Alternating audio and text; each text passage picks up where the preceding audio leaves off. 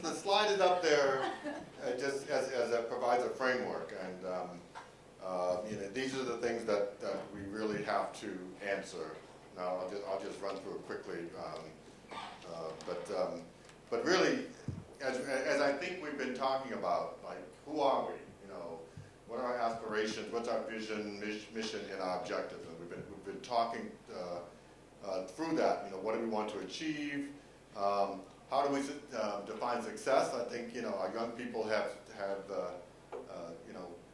brought in the notion about we need outcomes and what can we measure, and so that's like the critical thing, deciding what will we be. And I think this discussion has been very helpful. Some of it we have to do some homework and in consideration of all of the other organizations and so on. And why do we want to be different? Because we don't want to go we've had the first African diaspora meeting back in 2002. It's 2016. From that first meeting, we came away with the recommendation that an institution such as this be started. And it's 2016, and we're meeting finally again in order to think about how we do that. So we don't want that to happen again. As somebody mentioned, 15 years, it's only 14 years it took us. And so we do want to move that agenda forward, but we have to first figure out who are we going to be. And I don't think we're going to be able to answer it today together. I think we have some ideas, lots of ideas, because some of it also will come with doing our research about what's out there, who's doing what, and where's their partnerships and so on, and so that we can figure out what we will exactly focus on. We look at the stakeholders, the market, and the culture. Who do we want to serve? Who are the key decision makers? Do the stakeholders know they want your service? We need it? I think we need it, but maybe people say, yeah, we don't really need you. Like, why are you doing this? And so we have to get an understanding of that.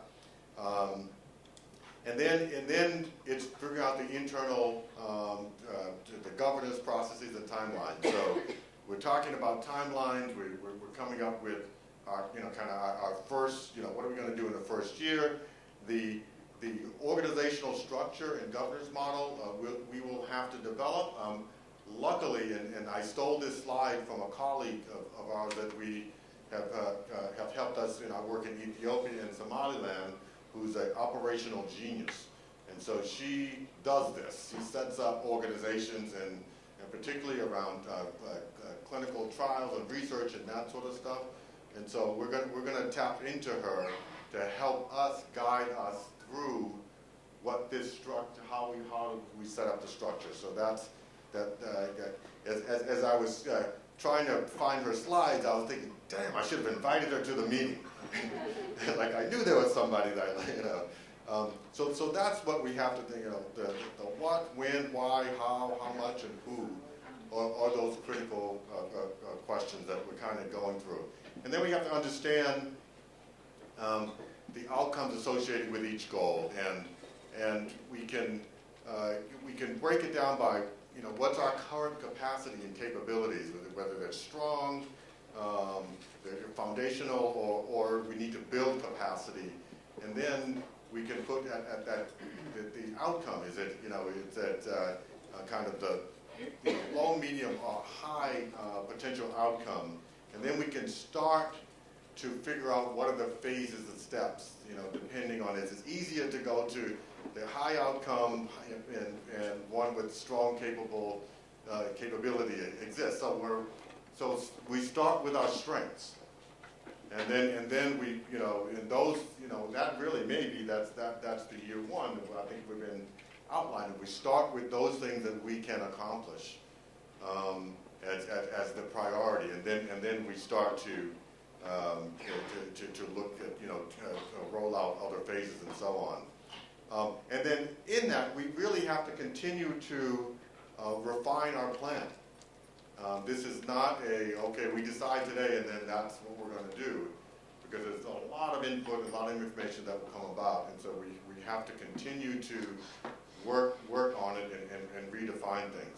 So I just want to put this as kind of the, we're thinking about it. We know there's actually a lot of work to be done because there's a lot of understanding that we need to get to figure out what space we can or should occupy in the context, and it allows us to play, I think, a significant role in acceleration. And so maybe with that, we can go on to year 2, and with that kind of in mind. David, would you Thank you. just restate the mission and vision? I'm sorry. No, I was just asking, would you just restate the vision and mission? I'm sorry, what? Did you state the vision and the mission? Vision and mission. Vision and the mission. Yeah. Well, this is what this is it, right?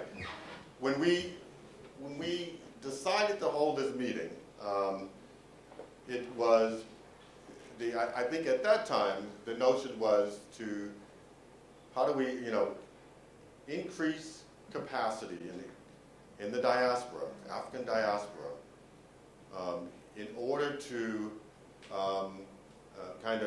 accelerate the capacity for countries to care for their people suffering from mental illness. So that was like a broad mission.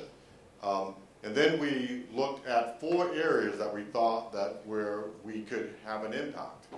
And it was around services, research, policy, and education. And within all those 4 areas, the mission is to leading towards the overall goal is to increase capacity to care for the mentally ill.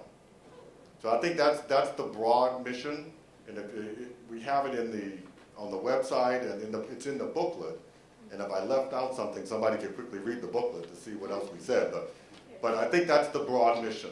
And so it wasn't as specific, and that's why we're here together to try to hone down the specifics.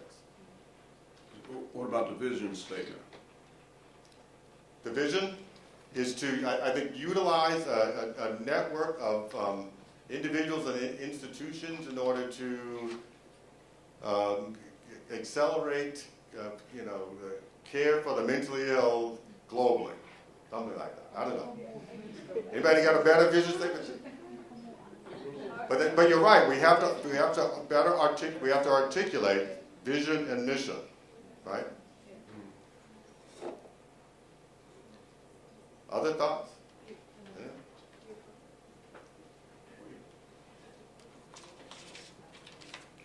It's the diaspora. It's the diaspora.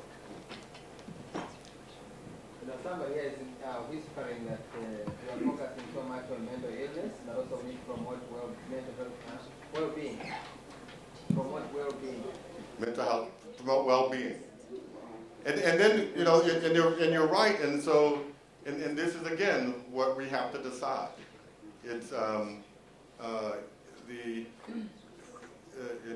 this is open for discussion. Like a lot of there's a seriously mentally ill, and and I think I spend a lot of time thinking about the seriously mentally ill. And then there's everybody else, and then there's people with,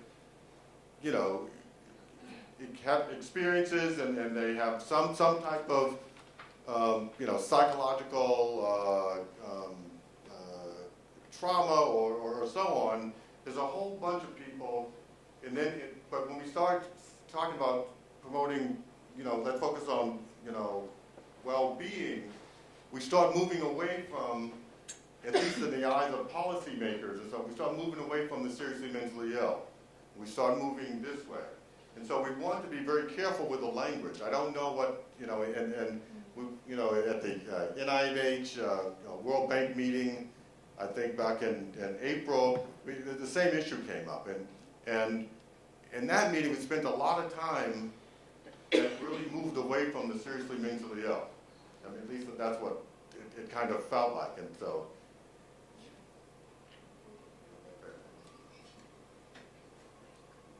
Yeah, I think in the planning of that meeting, the thought was to address what are the most prevalent mental disorders, and so depression and anxiety came out as the things that are prevalent, that are costly, that are disabling, and that was selected. But there was a decision to focus on a disorder. You know what I mean? Yeah. As something that governments actually need to tackle in order to relieve suffering.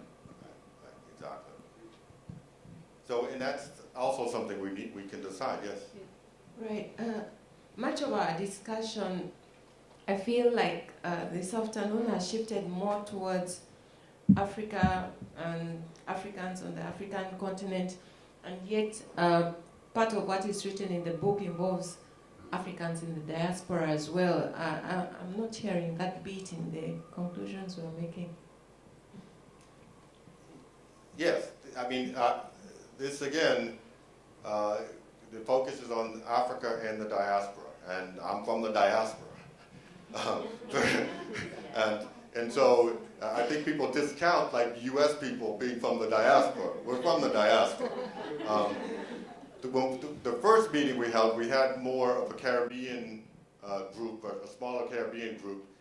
It just didn't come together this meeting, but it's not meaning that they're being excluded. But this is Africa and the diaspora.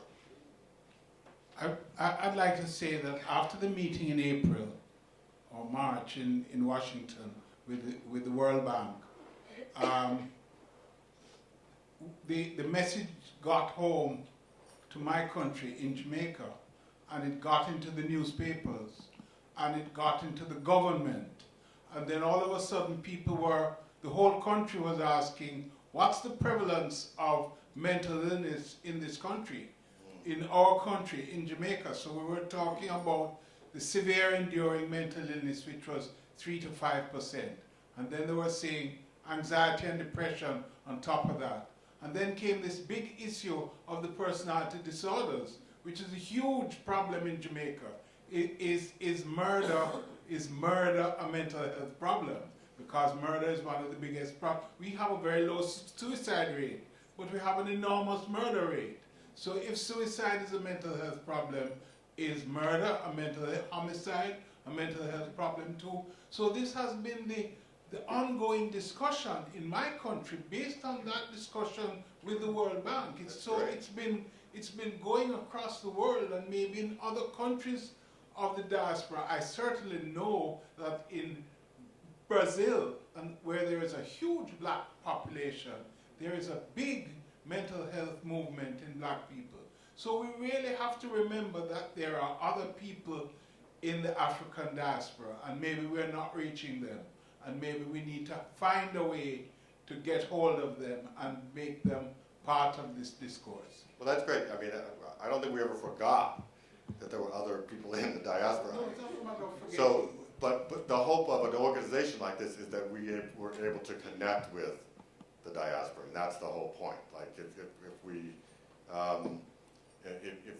we get this right, this will be an institution that people will want to come to and work with across the diaspora.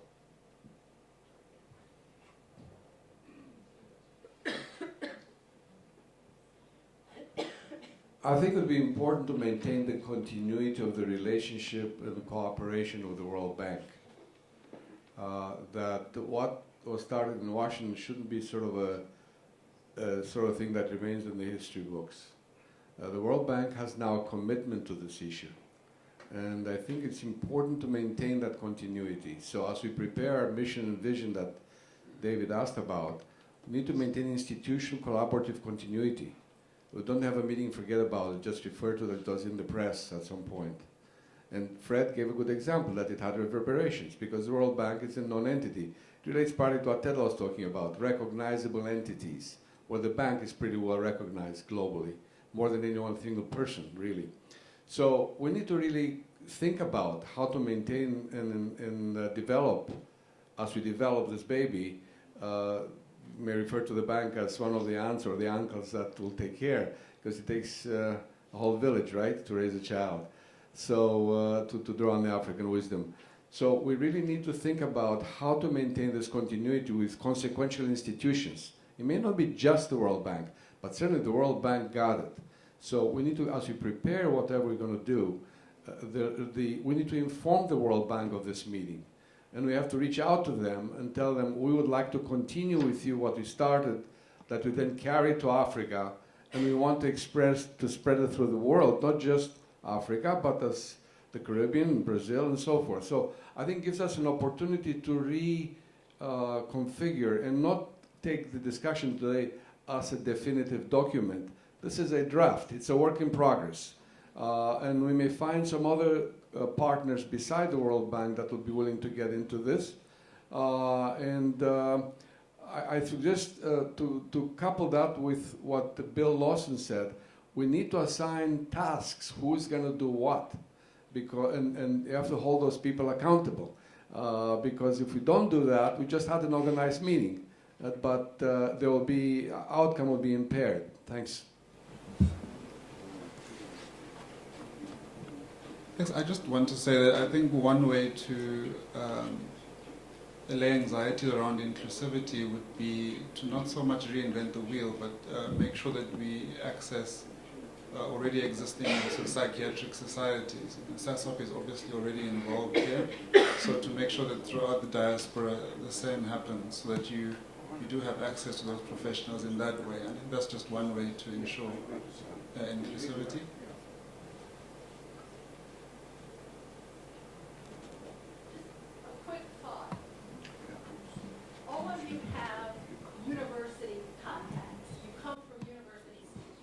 University settings. You need a plan in place. Utilize your business departments, your media departments, engage other people to help you in the development of this organization and the marketing of it. You all are busy people. You can't do all the work of mission, vision, business plan, blah, blah, but you have the resources that can help you to do that. And if you're actually in partnership or working with the World Bank, you need to have your business plan in place yesterday. You need that mission, vision, and some forward-thinking something as soon as possible. Bill is right, Elliot is right. You need something on the table to take back to these people, and you need to know when you're going to have your next meeting and what your next steps are. Well, I just wanted to check. Previously, well, it's two-pronged, my question. What were the difficulties in the 14 years it took to come to this point? No, history. History is something we need to learn from.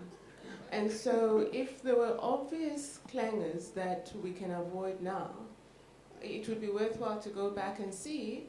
I don't want a big analysis, but just in the gist of why it took long for us to get going will perhaps tell us what to avoid now. Because I had this thought that perhaps we can take existing psychiatric organizations, existing academic departments, so we start with what we have. We start from where we are. And then I thought to myself, we have a working group already that managed, the organizing group managed to get us here. And then I'm thinking to myself, we have people from different regions, and we could create regional, or we could assign regional representatives and have a working group. But if this has been done before, well, maybe we're going to need to see what happened that prevented that group from working. So can anyone enlighten me, please? I'll fill you in. Yeah. So, but this is a great, it's a great question. And I can say that the African Diaspora meeting held in 2002 in Boston, you have to understand, like, Chet Pierce was a visionary. And so he typically was 10 to 20 years ahead of everyone else. And so when we held that meeting, and it was it was a full week, it was just fantastic. And the group came away with really strong recommendations, but nobody, including us at the time in GH, nobody was actually set up to do what to fulfill those goals and recommendations. Well, very few. What's that? That's not true. Hold on. Let me tell the story. And so what has happened over time, that we have seen that different groups, countries, organizations, or individuals from that meeting had set out to do and achieve some of those goals that came from the meeting. And even with, I think Pamela Collins being at AGMHI and heading up for the first time a global mental health division, and rolling out the collaborative hub grants and all of that stuff. It was done in a way that like people eventually got there and started to doing this stuff, and then we've been on this wave of global mental health. But back in 2002, we weren't ready to do it, and as a hospital and medical school, we simply weren't ready to lead the efforts in doing that. And as I said, people were going out and at different paces and various paces and accomplishing, tremendous things. But it did not come together as an organization where there was a need that would allow for this sharing of curriculum and research skills and a whole bunch of stuff, allowing for trainees to go from one country to another to get specified training, and it just wasn't, we weren't ready to do it. And I know that organizations have now done different aspects of it, and we certainly, both at MGH and now at the Boston Medical Center and BU, we have a number of collaborations and all of this stuff, but it's still not an organization that where any country can come and say, we need help with this. Do you know who and how and then we have a process to help. So I'd like to say that I agree in part with what you're saying, but I remember very clearly from that meeting that there were 3 people who were nominated, elected as it were, to try to take this thing forward. There was Gilbert Parks from Kansas. who? Gilbert Parks from Kansas. Yeah, I know. Right? I know Gilbert now. Okay. There was Claudia Caetano from Paho. She's Paho now, but she was in Belize at the time. And there was myself. There were 3 of us who were identified as being possible people who could carry an organizational thing forward. But there was a rift within the group of people who were saying that we should not move forward as an organization. We should leave it within the confines of the Harvard departmental group. In other words, it was a conflict that emerged out of that conference, I was not even aware of it. Well, I'm telling you, that was what happened. And that's why I think things didn't move forward, because... Right. Elliot, are you aware of it? Bill, were you aware of it? And then out of that came a book that was written by 2 people who were in the Harvard department, Georgopoulos, I can't remember her name. But first of all, there was one of the persons who was at the meeting who was designated to write a summary of the whole program. Well, that's the proceedings that everybody was made available to everyone. Then a book came out of Harvard, a published book by 2 people. I think one was Stone and the other one was, Anna Georgopoulos, a Greek person. That book came out of the Harvard department. That book came out of based on that meeting. So in other words, there were several different splinters that were going on. So where are we going with this, though? I'm just saying that to answer the question that she asked. Yeah. Why it hasn't taken 14 years? Because there are many different splinters that were there. I think the point is that we're in a different place now. Right. That's why we're here today. We agree. We're in a different place. Let me speak to where we are now. Very, very fair point. And I was at O2 as well, and I think that Freddie is right. But I think David is also right. We are in a different place now. There's some things we could actually do very differently. And for me, the microcosm of the problem exists in black psychiatry in the U.S., as we've been discussing. We've had, in my 20-year career, this idea that having a 3-headed entity, black psychiatrists in the APA, black psychiatrists in the NMA, the Black Psychiatrists of America, And really now, Black Psychiatrists, as part of the AMA consortium and 4 different groups, would work best for us in moving an agenda forward. One would argue that perhaps that has not been optimal for a couple of reasons. A, we've not really been able to, as you point out, get persons in each of those 3 or 4 groups to have one centralized, coordinated message that could actually come out of this today. We can simply say if you have a leader in African psychiatry in each country, Uganda, Ethiopia, South Africa, what have you, every year there's going to be a piece on global mental health. And in each of our groups in the U.S., we've got to essentially do the same. If you did that for 14 years consecutively, we'd have not only one book but several, and we'd have really developed not only a track for young persons to grow into this as a potential into a professional career. We'd also, I think, over time develop this mentorship program that has some legs to it. And that would be one, I think, strategic point we could actually pursue now that actually would give you a 3 to 5 year plan that would actually work a lot better. My final point, I think Elliot walked out the other back. Elliot and I were discussing this thing during the break, is we have to make sure we work diligently as individuals and groups to avoid the splintering. I think this term splintering is a very fair point. One of the ones we have even heard about it some today on African continent. It certainly, I think, unfortunately has existed in the U.S. Setting, and it's really been detrimental to us. And you appreciate that, as I am today, realizing how much really could have been done had we worked better together on these kind of issues and concerns. So I think developing a coordinated message and moving forward consistently will be one strategy to be effective. And on that, can we take a tea break? Take a break? Yep. Yeah. Back in 20 Come back and minutes. wrap up. I'll